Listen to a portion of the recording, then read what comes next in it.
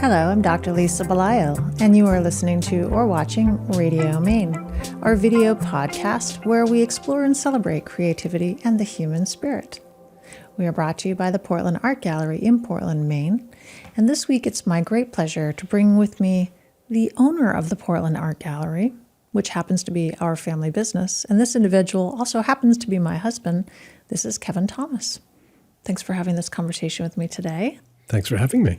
Kevin, I want to start with, how does a boy from northern Maine, from a farming family essentially, end up owning an art gallery in Portland after a very long and esteemed career in food services?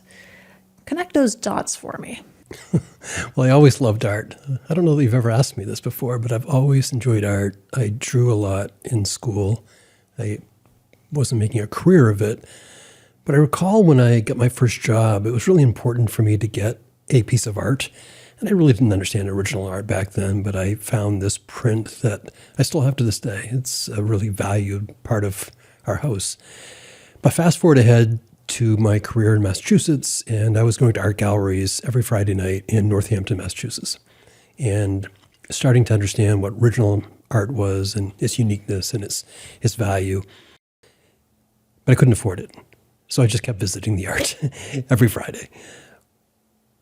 I eventually came back to Maine in 2002, and at that time, I took a deep dive into original Maine art and decided that that's all I wanted to have in my house in Maine. So I started researching Maine art throughout the state, going to various galleries, and started understanding the artists and their work, filling my house. And that led me eventually to owning an art gallery. Sort of a long story, but there's been this creative thread and appreciation for art my entire life, even when I couldn't afford it. So if you liked drawing so much when you were in high school, was there an opportunity for you to pursue that as a professional path? It didn't seem likely that it was going to be a career choice for me. I did dabble with drafting and thought about becoming an architect, so that was a creative outlet during high school, but I just didn't see that path. And yet, somehow you saw a path to food services? Yeah, this is Aroostook County, and you take the job that is offered to you. And the job that was offered was a night freezer position in a warehouse. And that's what I took. And I learned different aspects of food service distribution and eventually went to work for a company in Massachusetts and became their CEO. So one of the things that I find interesting about your path is that you are a very successful, highly regarded business person, and your education has been entirely gained from the environment around you. You did have some undergraduate education, but you didn't have any sort of formal schooling in business. So coming out of your house in Presque Isle, where your dad was, he was a truck driver for a while, and he eventually became a small business person himself. Were there things that caused you to think, business, I can do this? No, I wouldn't say that. I think that I was brought up with this work ethic, and when I got a job, I sought to do it well, but I also sought to understand the different impacts that people around me or processes around me were having on my ability to get my job done. So I think that started very early. And as I paid attention to those things, and I had a habit of going to the owner of the company back when I was 23 years old and giving him like 4-page reports on how I thought things should be done differently. And fortunately, I worked with people that gave me opportunities to do that. When I moved to Massachusetts, I worked with this individual that gave me a lot of opportunity to test my theories, and I learned on the job. And I know as a leader in healthcare, sometimes it can feel uncomfortable when people bring a list of things that perhaps they're saying, Dr. Lisa, you're not actually doing these well. I think you should do the things on my list. I know how that made me feel. Did the people that you brought your list to always respond positively? No, of course not. There were two camps. There were the people that had been there a long time that were somewhat responsible for the existing processes, and they almost never embraced it.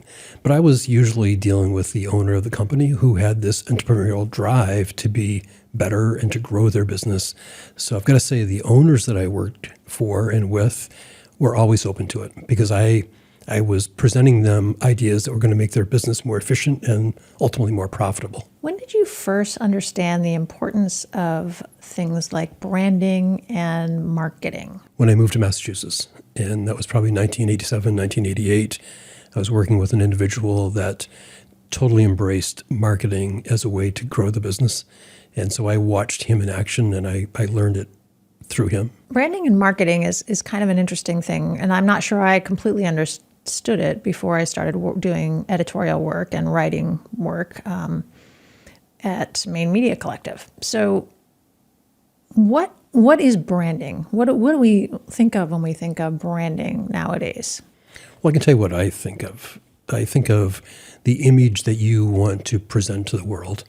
You know, whatever your ethos is as a company, you want that brand, that logo, that feel, sometimes it's the colors, to embody that culture, the essence of who you are. And that may sound a little bit loose, and it is, but you know when it's working. So with the Portland Art Gallery, it first came along as Art Collector Maine. So it was a slightly different business model, and it definitely had a different logo and a different look and feel, kind of a different brand, really. And that was a little more than a decade ago now. Tell me why it was important for you to make that shift, for you to shift from Art Collector Maine to the Portland Art Gallery. Well, I think it's important to note first why Art Collector Maine. That was primarily an online marketing tool for artists and art galleries.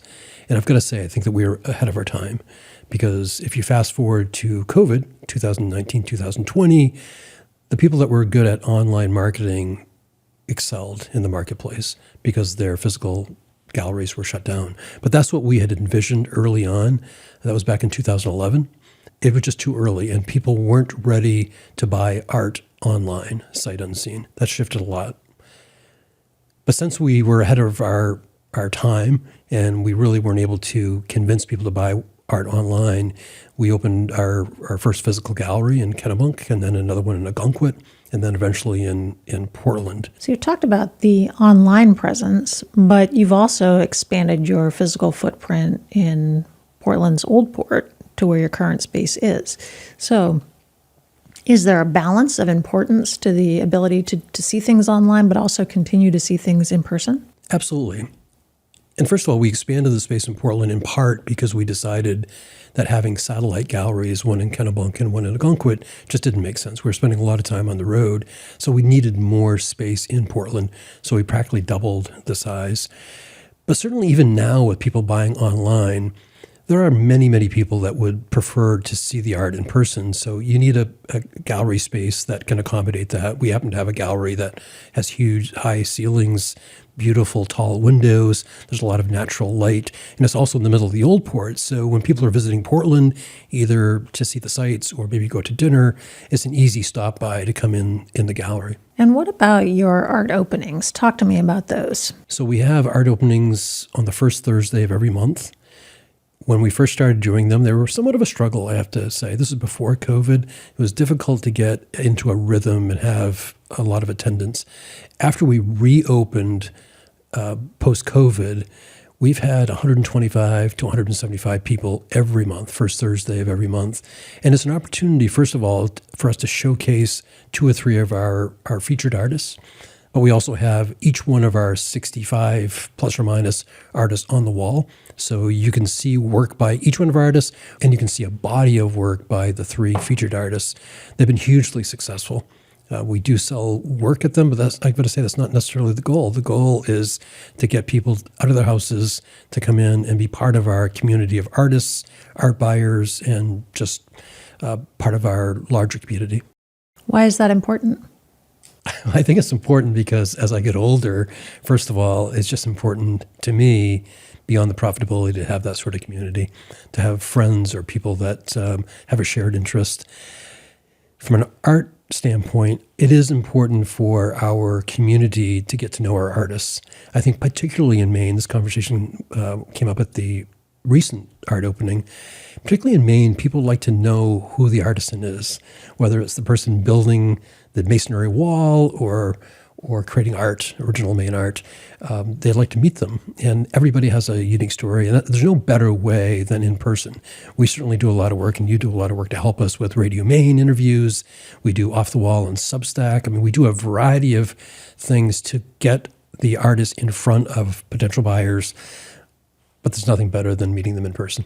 I think what I like about the art openings is that you get a chance to meet the artists, but you also get to meet their children, their grandchildren, their significant others, their friend group, sometimes people they work with. And I think the context around the individual not only is interesting to kind of create more of a picture of who the artist is, but also sometimes it gives a sense of why they chose the sort of work that they do, and also the connections that end up existing within these different groups are kind of fascinating. You know, I think it's an interesting point that I haven't really thought about before. There's a lot of professions where the person gets in the car, goes to work at 7 o'clock in the morning, 8 o'clock in the morning, and the significant other, the spouse, really isn't involved in that business at all. Maybe they'll go to a holiday party reluctantly, but they're not really engaged.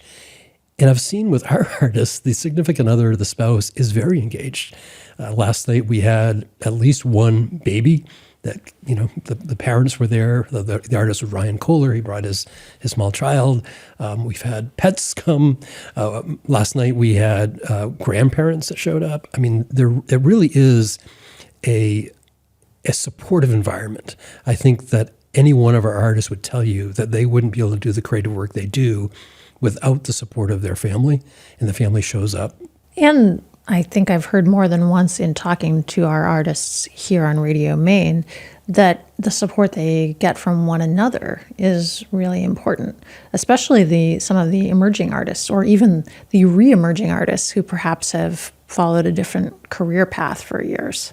No, you're absolutely right. A lot of people don't think about being an artist as a very solitary job.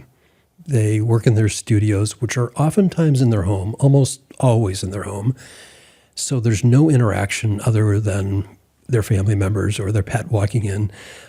But they're able to come to the Portland Art Gallery, not just for the openings, but sometimes we have artist meetings during the year, or they'll gather at the gallery just to share stories and have a common sense of purpose.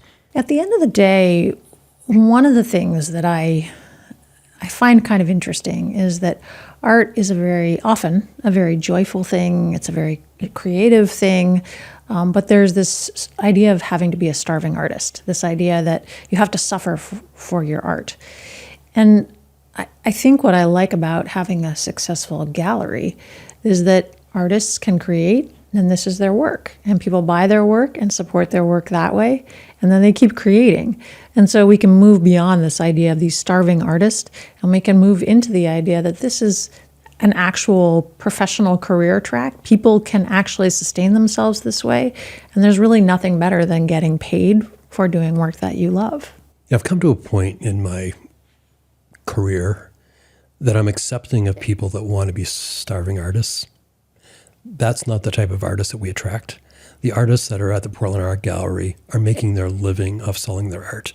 And what we always tell them, focus on creating. We don't tell you what to produce. Focus on what you love. And our job is to make sure we sell your work so that you can provide for your lifestyle or send your kids to college. It's a really good balance. One of the things that I've always enjoyed about working with you, which is good because, if you're married to somebody that you work with, it's good to like them. But what I value as a professional is that you are willing to explore things that you may not have all the information on, but you'll go down a path. So, for example, Substack is something that recently you and I have been working on together. It's a relatively new medium. We create the Off the Wall magazine, which previously had been in print, and we now do it on a weekly basis and showcase our artists and their stories. And we reach a slightly different audience. But having faith in some of these emerging communication media is something that not every art gallery might feel quite as comfortable with. Why do you feel comfortable with this? Well, first of all, many galleries aren't comfortable with it. And in part, I think they don't understand the mediums. Also, they don't want to necessarily invest the money. In our case, since we have that commitment to artists making a living and making a good living, we feel as though we need to try everything to make sure the word gets out about the art.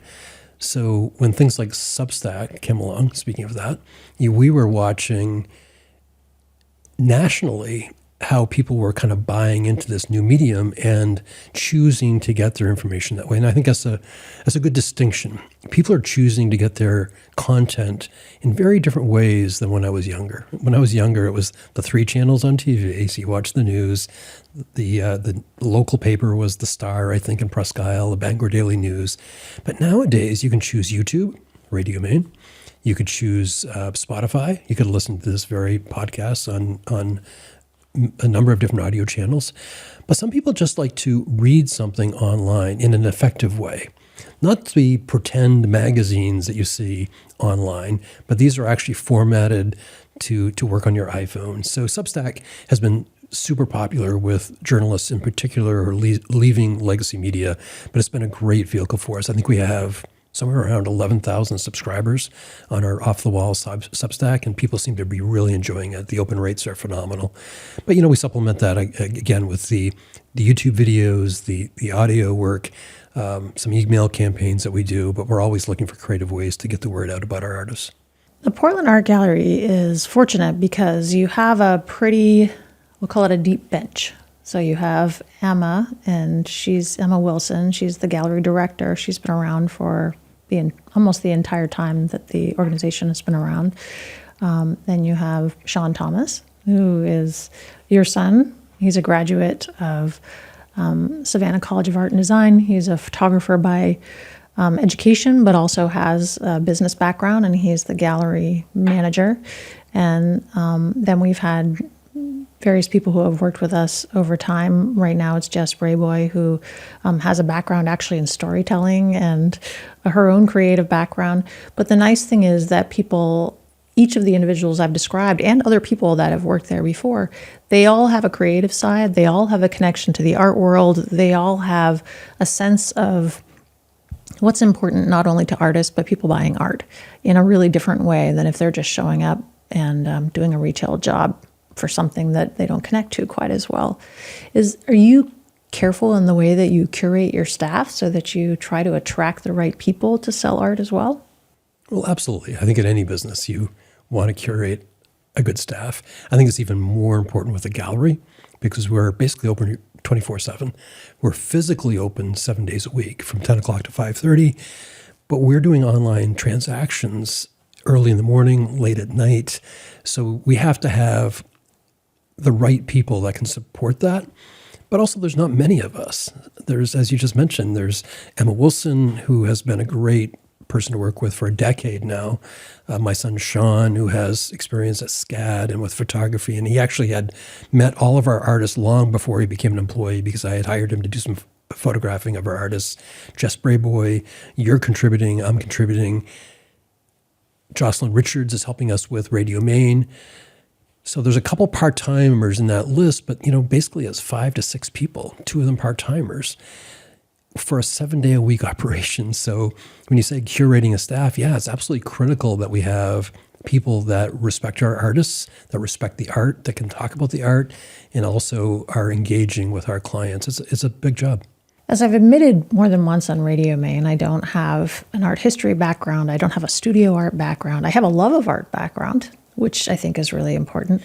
And I believe that by interviewing probably most of the artists now, and some twice, I've developed a language around art. I've developed an increased love and appreciation for art and the process of art.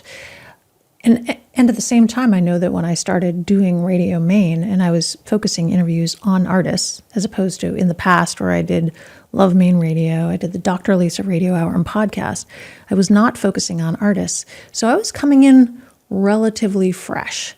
I think a lot of people come to art feeling relatively fresh. And by that, I mean somewhat intimidated.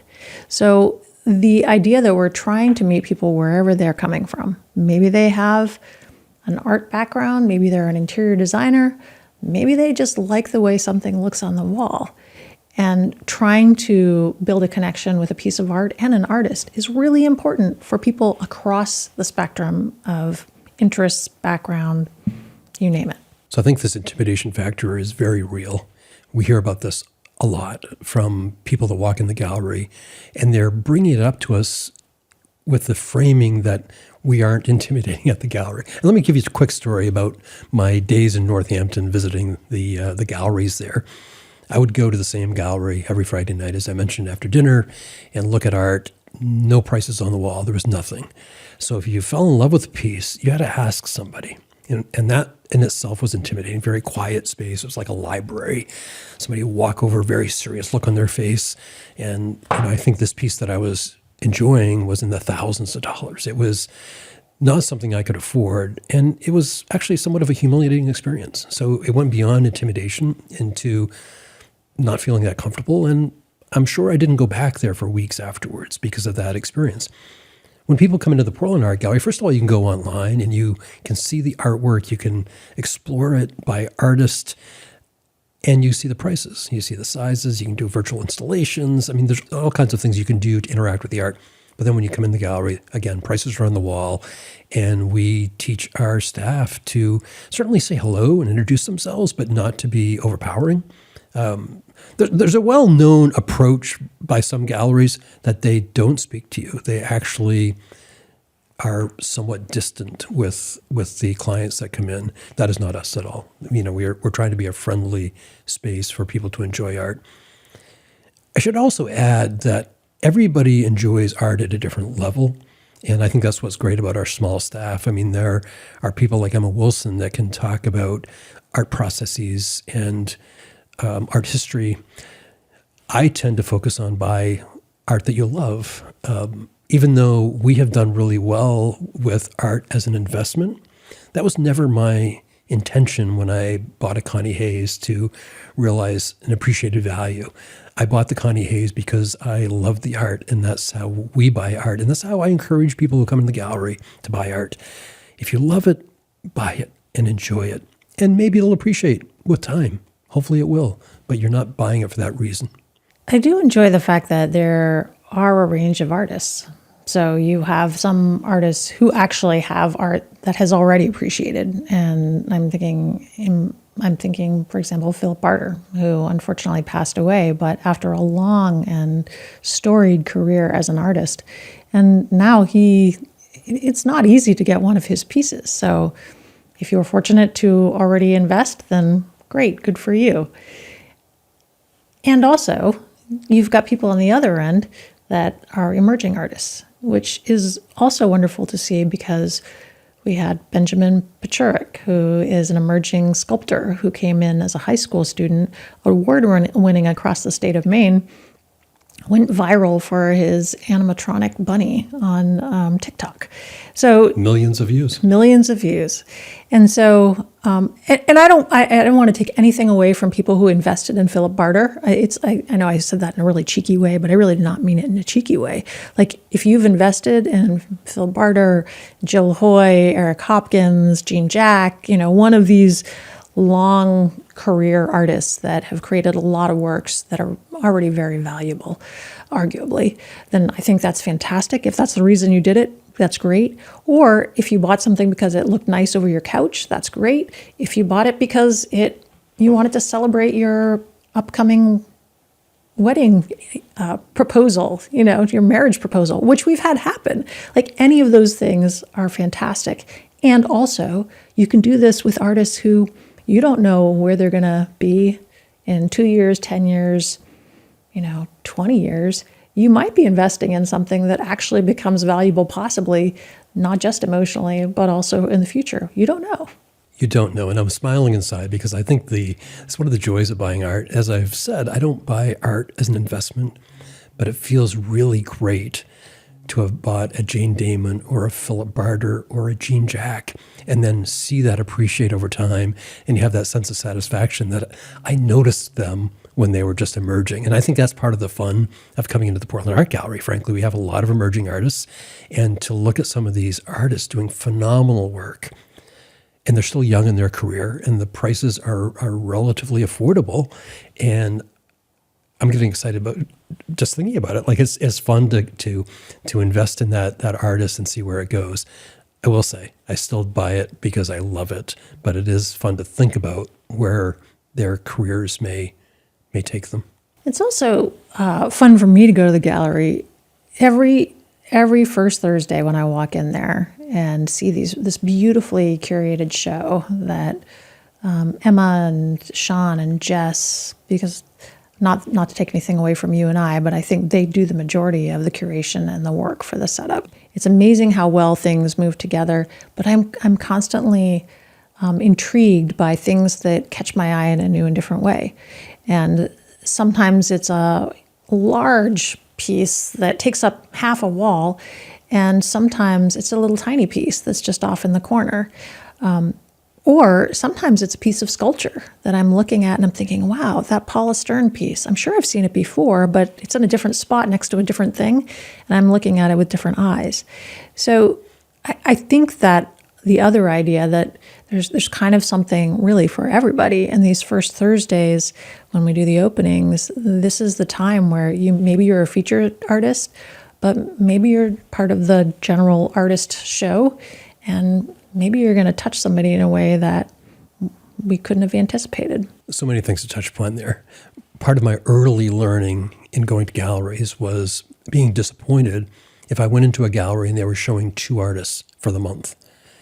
And if I didn't resonate with those 2 artists, there's no reason to go back until they changed the show. So when we opened up our own gallery, it was important to me that we have a large variety of work. So we would have the show, and in our case, we have 3, as I said, featured artists. We have a 4th on a feature wall, but there's 1 piece by every artist that we represent. So if anybody comes in, I can guarantee you there's going to be something that resonates with you and you fall in love with. Back to the curation. Emma does an amazing job curating, supported by Jess and Sean. I think a lot of people don't understand how much work this is. I mean, it's literally 120 to 130 pieces of art that get changed entirely every month. So this process occurs over a couple days of the actual install, deinstall, and reinstall, evenings. And we get comments often. You actually had a guest this morning before we had this conversation who was commenting that he can come to the gallery every month and it's a brand new experience because Emma, Jess, and Sean have done this phenomenal job of resetting the entire gallery. It's quite an experience. So just moving it around is an awesome task. But the way Emma does it, so that you look at a sight line and everything seems to go together, which is really hard. It's difficult enough in a house, but think about it. In a house, you may see 2 or 3 paintings. In this case, your sight line probably includes 12. And to make that all look appropriate is a gift, and Emma does a great job with that. I also like the fact that, in particular, Emma and Sean, and maybe sometimes to a little bit lesser extent you, are willing to go to people's homes or businesses and actually bring art with you. And, this goes beyond virtual install. You actually show up with the art carefully packaged in a nice bag, and you help put it up so people can live with this art for a while and see, does this fit my space? Does it fit my family? Does it fit where I am right now? And I think that's really important because sometimes you really can't know whether something is going to work for you until you live with it for a bit. Absolutely. It's not always possible, of course, because we sell nationally, so we can't necessarily do a delivery to somebody in California, but we do a lot of it in Maine, where we will actually take a piece of art, bring it to their home, install it if they want, and have them live with it for a couple of days, and that really makes a huge difference. But we also just do straight up installs. Somebody may buy 1 piece, or I had a client on Islesboro that I recall they bought something like 8 or 9 pieces, and I delivered that, went over on the ferry and installed all the work in their new home, which is also quite a fun experience. And I think everybody in the gallery enjoys doing a home delivery because you get to see where the artwork's going to live, which is it's kind of you see the termination point of this art, like all this work we have done, and there it is, over the mantle, and it looks gorgeous in this room. Well, this brings me to a new feature that we're going to be working on for Off the Wall. And we're newly talking about this. So we're talking about this now, and people are going to learn more about this. But it's called Artiversary, where we actually are going to reach out to some people who are willing to share their story of their art, and we're going to feature it on Off the Wall, because we think that the story of the art after it leaves our space is just as important as the story of art before it left our space.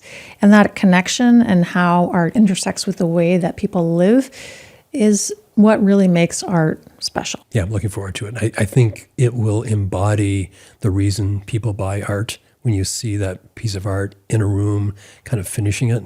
I've always commented that it's interesting that people will spend a lot of money for a refrigerator, for example, or for a sofa, or for a rug, and somehow, because of the intimidation factor, they've yet to buy a piece of original art that actually completes the room. It brings it all together, and it makes it feel like your room. It's not a sofa, refrigerator, rug that anybody can buy. There's only one of these that exists, and you have it. And I just think there's something really rich about that, and makes for a beautiful life, a great life experience to have that. So I'm laughing to myself internally because you and I have 6 children together, and 2 of your children went to art school and 1 went into business. None of my children really have a formal art education background, but all 3 of my children have given us gifts of art. So they have kind of captured this joy of art that I think came into their lives as a result of hanging around art and hanging around us and hanging around art gallery openings. And they've come back at Christmas or on our birthdays and said, here's a piece of art for you. And we now have this hanging up on our walls from our children. And we actually have pieces that your son Sean has created. And I suspect we probably in the future will have some maybe from Jack and Andrew as well. So I think this idea that art inspires art and it inspires future creativity is another thing that I have really enjoyed about working with the Portland Art Gallery and with artists. Last night, I believe you were talking with one of our Radio Maine guests, not an artist. That is not why he came on Radio Maine. And he said, I've been thinking about learning how to paint. At least that's the story you told me. I mean, how wonderful is that? And you said, I think maybe you should talk to one of our artists. They could probably help you with that. Am I telling the story correctly? You are, yeah. And I suggested you talk to Cooper Dragonet, who actually does painting workshops. But to your point about art as gifts, we've also gifted art to many of our kids. And I just love the fact that we're not only giving them something that is aesthetically pleasing, but there's a memory that goes with it. And hopefully long after I'm gone, they'll look at that painting and they'll think about that as a Christmas gift or a birthday gift and make those connections. Like, as you know, we can walk through our house and look at the art and there's a story behind almost every one of them, which makes it super special. Yeah, it was pretty special when our son came back to Maine with his wife and our first grandbaby, and we went over to their house and there was a piece of art that you had given them on the wall, and they said, our grandbaby really loves that piece of art. So now we're going into the next generation and impacting kind of an enjoyment of a physical space. Like before a little one is even able to say, oh, that's really neat, they're already looking at something and you're already putting it out there in the world. Absolutely. I like to think of art too as just adding to that aesthetic experience we have in our homes. I don't view it as a material possession as much as you spend so much time in your home, why not have it as comfortable as possible and as aesthetically pleasing as possible? To me, that reduces stress. It just adds to my enjoyment of my life. So I think a lot of our clients feel the same way, that once they get that original piece of art in their home, it just takes it to another level. And they may not think about it. It's just part of the experience being in their living room. Well, this has been a pleasure. We don't often get a chance to sit and have conversations around the work we do. I mean, we do, but it's a lot more sort of logistical sometimes. Although I do have to say that, Maine is really known for family businesses, and this business is a family business. It's not the first family business that you and I have worked on together. And I think that it really contributes to the richness of our family and its relationships. But today, in particular, it's been a pleasure to talk with you, my husband, Kevin Thomas, the owner of the Portland Art Gallery in Portland, Maine. So I appreciate your taking the time to have this conversation with me. Thank you for fitting me in. I think I'm number 6 of your interviews today, and you've had some fascinating people. And I would recommend to anybody to watch Radio Maine. There's some great guests that Lisa talks to. So thank you for having me. You're welcome. I would like to point out you actually were first on the list today, and we had to shuffle things around. So you're always bending to my schedule. You're always top on my list, Kevin. I just want to make sure I go on record as saying this. I'm Dr. Lisa Belisle, and you have been watching or listening to Radio Maine, our video podcast, which celebrates creativity and the human spirit. Today we've been exploring creativity and the human spirit with Kevin Thomas, who is the owner of the Portland Art Gallery in Portland, Maine. And the Portland Art Gallery also happens to be the sponsor of Radio Maine. I encourage you to go online, see some of the wonderful work that is being done by artists today. Certainly, if you're in the Portland area, we would love to have you come into the gallery and experience the full emotional and visual impact of art in person. Or if you're in Maine, maybe we'll do an install for you. But at any rate, we can meet you where you're coming from, and we hope that you've enjoyed our conversation today. And again, thanks for coming in, Kevin. Thank you.